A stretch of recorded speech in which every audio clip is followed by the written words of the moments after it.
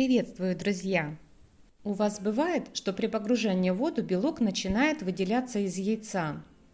Это происходит из-за микротрещин или если яйцо при погружении в воду стукнулось о кастрюлю или о другие яйца. Дальше покажу, как сварить треснувшее яйцо так, чтобы белок остался цельным. Яйца буду варить двумя способами. Первый, самый популярный, это опускать яйца в холодную воду. Накрываем крышкой, ждем, пока закипит вода. И с этого момента начинаем отсчитывать необходимое время.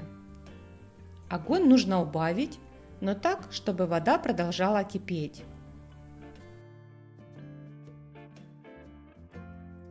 Первое яйцо достаю через 2 минуты. Второе через 4.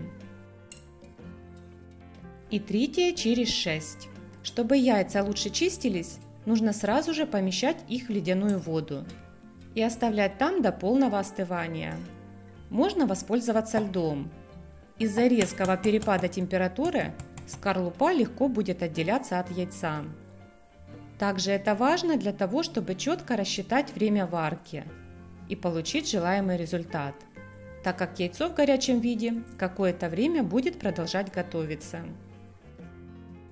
Какие же яйца получились? 2 минуты после закипания.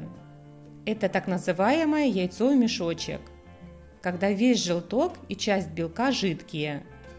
Кушают его ложкой прямо со скорлупы. 4 минуты после закипания.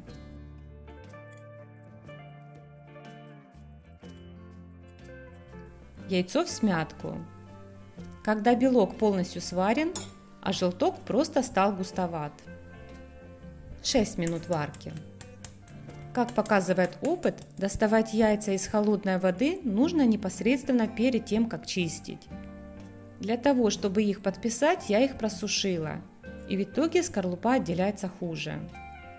Итак, это яйцо со сваренным, но мягким вкусным желтком. Мой старший сын любит именно такие. Для салатов яйца лучше варить 8-9 минут. Так они будут более плотные. Второй способ варки яиц – это опускать их в кипящую воду. Им я всегда и пользуюсь. Дальше расскажу почему. На этот раз воду я хорошенько посолю. Размешаю, чтобы соль растворилась, и только после этого буду погружать яйца. Одно яйцо я немного стукну, так, чтобы наглядно показать, для чего нужна соль в воде. В кипящую воду поочередно погружаю яйца, в том числе и надбитое. Главное это делать ложкой и аккуратно.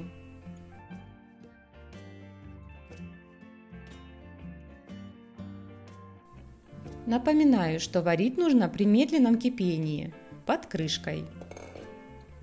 Варю 6 минут, 8 и 10 минут.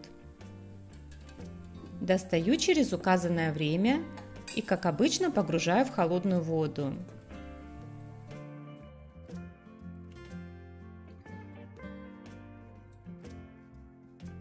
Как видите, надбитое яйцо осталось целым.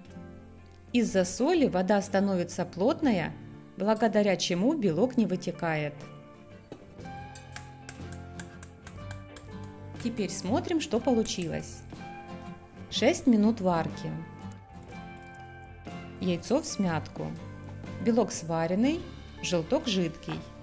Очень люблю такие яйца с гречкой, когда желток растекается по крупе. 8 минут. Как видите, при погружении яиц в соленую воду и в кипяток, они в итоге чистятся намного проще. Хотя яйца такие же, и я их просушила, как и предыдущие. Желток слегка жидковат. 10 минут.